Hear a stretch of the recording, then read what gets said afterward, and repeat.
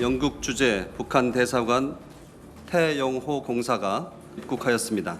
지금까지 탈북한 북한 외교관 중에서는 최고위급에 해당합니다. 북한에 남겨둔 가족과 일가 친척들이 연좌제로 처벌받을 것이 두려워 차마 북한 정권을 박차고 나오지 못하였습니다.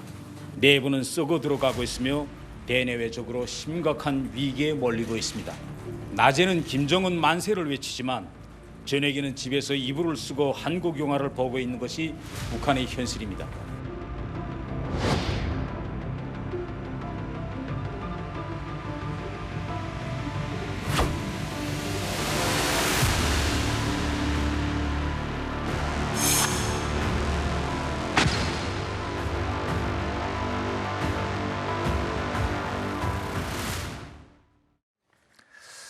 자, 쿠바에 있던 리일규 참사 외에도 중국, 프랑스, 아프리카 등 최근 해외 체류 중인 북한 외교관들의 탈북 사례가 늘고 있습니다. 이런 소식들 가장 해당 사례에 대해서 직접 경험했고 가장 잘 알고 있는 분을 스튜디오에 모셨습니다. 태영호 전 의원입니다. 안녕하십니까? 예, 안녕하십니까? 네. 자, 제가 지금 방금 언급을 했었는데 통일부에 따르면요. 지난해 입국한 이른바 엘리트 출신 탈북민은 10명 안팎입니다. 2017년 이후 최대 규모라고 하는데 이렇게 엘리트층, 소위 말하는 외교관이라고 하면 북한에서도 굉장히 좀 잘 살고 인정받는 계층이잖아요. 그런데 예. 이런 계층들이 저렇게 많이 탈북하고 있다. 이건 어떤 의미를 가지고 있을까요? 일단 대부분 사람들이 이제 북한 김정은 체제가 들어선 이후에 한동안 코로나 때문에 3년 동안 국경을 막고 있지 않았습니까? 네. 그러다가 국경을 열어놓은 이후에 대거 이제 북한으로 소환되는 그런 소환령을 받았는데요. 소환돼서 북한으로 막상 돌아가자고 보니 북한에는 미래가 없고 비전이 보이지 않기 때문에 네. 이런 고위 이제 엘리트층의 탈북이 이어지고 있고 이번에 이러한 스토리들이 이일규 참사가 탈북에서 털어놓음으로써 우리가 몰랐던 그런 지난해라든가 그 전에 또 최근에 있었던 이런 여러 가지 탈북 러시 이야기들이 지금 언론에 계속 흘러나오고 있는 거죠. 네, 이게요. 지난해 8월부터 코로나 때문에 닫혀 있었던 국경을 재개방하는데 지금 속도를 내면서 더더욱 이게 가속화되는 거 아닌가 이런 분석도 있던데 예. 연관성에 대해서 혹시 어떻게 보십니까? 예, 옳습니다. 코로나 때문에 이제 북한이 닫혔던 국경을 이제 열었는데요. 지난해에 문제는 국경을 열기 전부터 해외 나와 있는 이제 북한 외교관들과 또 상주 인원들에게 곧 국경을 열게 되니 이제 본국으로 소환할 준비를 갖추라. 네. 이런 이제 지시도 나가고 그래서 이제 소환 준비를 갖추는 와중에 북한으로 돌아가기를 이제 싫어하는 그런 이제 사람들 속에서 탈북 현상들이 있었는데요. 이하면 우리가 하나로 이제 잘 알고 있는 지난해에 러시아 블라디보스토크에서 북한 외교관 모자 탈북 사건이 있었거든요. 그때. 네. 그래서 탈북한 이후에 러시아 경찰이 그들을 잡겠다고 전국 수배령을 내렸고 아하. 그 와중에 결국은 이제 그들 모자가 잡혀가지고 네. 북한으로 이제 강제 북송됐거든요. 네. 그런데 제가 이번에 와서 이일규 참사한데 들으니 그 가족도 역시 제가 정말 잘 아는 북한 외무성에서 같이 일하던 그런 동료의 가족인데 네. 아마 그 남편이 같이 아버지까지 같이 동조했으면 탈북이 성공했을 것 같기도 합니다. 네. 그런데 아버지가 다른 삼국에 출장 갔던 기회에 아하. 아버지가 없을 때 어머니와 아들이 탈북하자라고 탈북을 시도한 것으로 보아서는 집안 안에서 탈북과 관련해서 호상 아내와 남편 사이 의견이 맞지 않았고 아들 사과도 의견이 맞지 않으니 모자가 남편이 자리를 비운 사이에 탈북을 결단했는데 문제는 정말 아쉬운 것은 잘 실정을 모르니 탈북하려면 계획도 세우고 숨어있을 그런 안전한 거처도 마련해야 되겠는데 무작정 북한 대상을 뛰쳐나왔고 아하. 결국은 호텔 같은 데 숨어있다가 러시아 경찰에 잡혀서 아하. 북한으로 강제 이제 북송된 이런 또 케이스도 있고 제가 이제 이번에 또 전해 들은 거면 뭐 누구라고는 제가 신변 때문에 말할 수는 없지만 네. 제 또 가장 가까운 동료거든요. 네. 가장 가까운 동료의 경우에는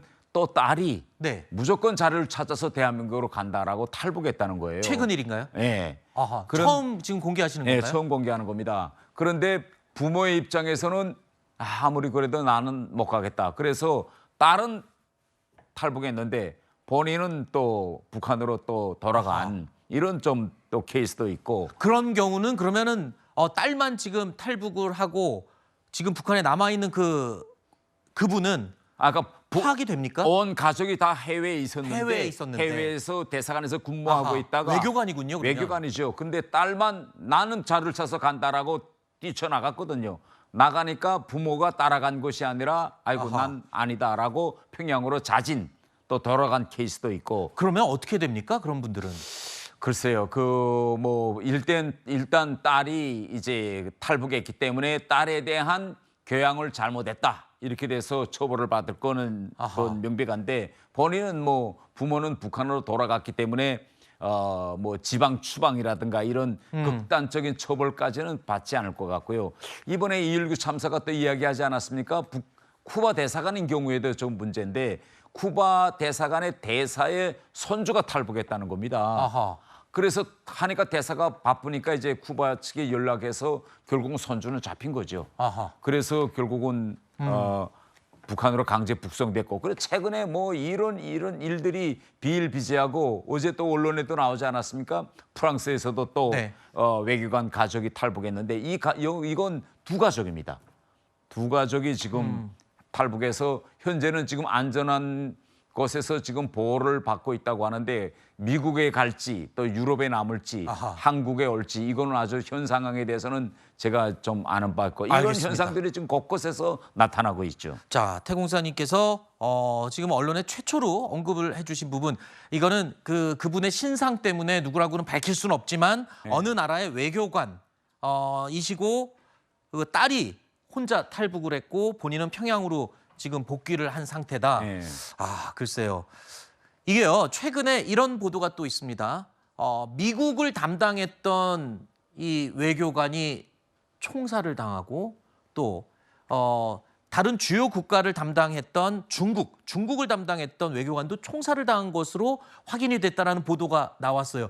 자, 이 정도가 되니까 외교관들이 아까도 말씀하셨지만 자녀들의 탈북 때문에 이 고민도 하지만 본인들의 신상의 위협 때문에도 탈북을 결심하는 외교관들이 늘 수밖에 없겠군요. 이런 비슷한 사례들 혹시 또 공개하지 않은 사실이 있나요? 예, 이번에 지금 2.19 참사에 의해서 공개된 거는 미국 담당 부상이었던 한성열 부상이죠. 우리는 차관급인데 한성열 차관이 지금 공개 총살됐고 또 중국을 담당했던 네. 김성기 차관이라고 있었습니다. 네. 이 김성기 부상, 이 차관급인데 부상인 경우에는 제가 이미 북한에 있을 때 이제 갑자기 체포되고 사무실을 이제 북한 보위부가 와서 압수수색하고 집도 압수수색했는데 한동안 공개 처형이 없이 계속 이제 예심만 하고 있다가 결국은 하노이 2019년 하노이 회담 직전에 또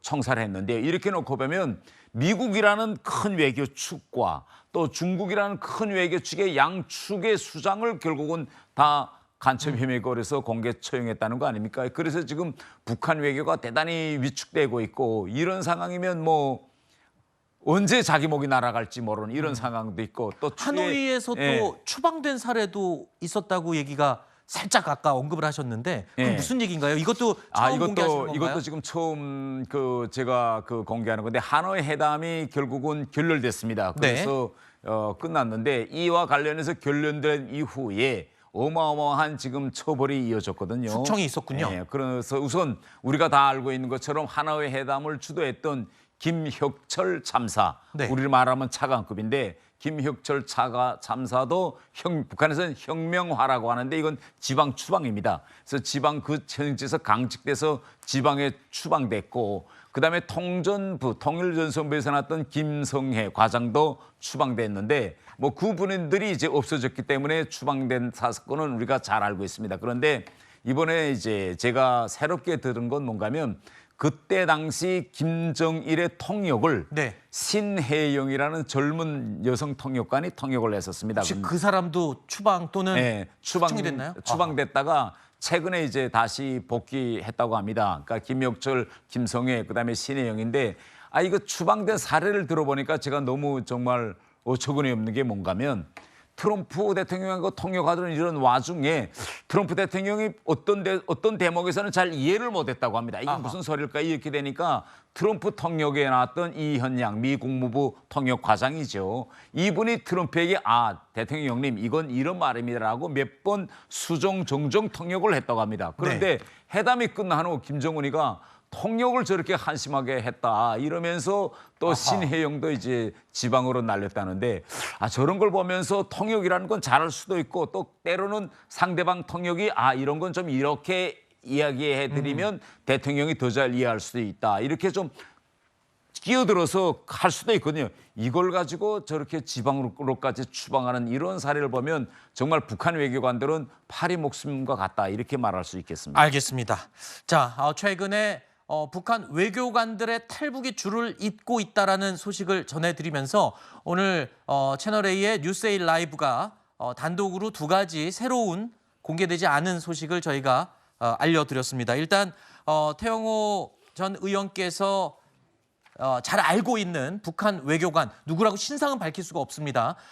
밝힐 수 없지만 최근에 딸이 탈북을 하도록 돕고 본인은 평양으로 복귀를 했다. 아마도 처벌을 받았을 것으로 예상이 된다라는 내용을 공개하셨고요. 두 번째로 결렬됐던 하노이 회담이 결렬된 것에 책임을 물으면서 김혁철, 김성애 그리고 통역을 담당했던 신혜영이라는 젊은 통역사도 추방됐다가 나중에는 다시 복권이 됐다고는 하지만 굉장한 숙청과 추방이 이루어졌었다는 사실을 처음으로 공개를 했습니다. 이만큼 북한의 외교관들은 김정은의 입맛에 따라서 숙청되거나 총살되거나 추방되는 그런 굴곡진 삶을 겪고 있어서 외교관들의 탈북이 이어지고 있다는 겁니다. 죄송합니다만 시간상 여기서 마무리를 해야 될 것 같습니다. 오늘 좋은 소식 얘기해 주셔서 감사합니다. 오늘 고맙습니다.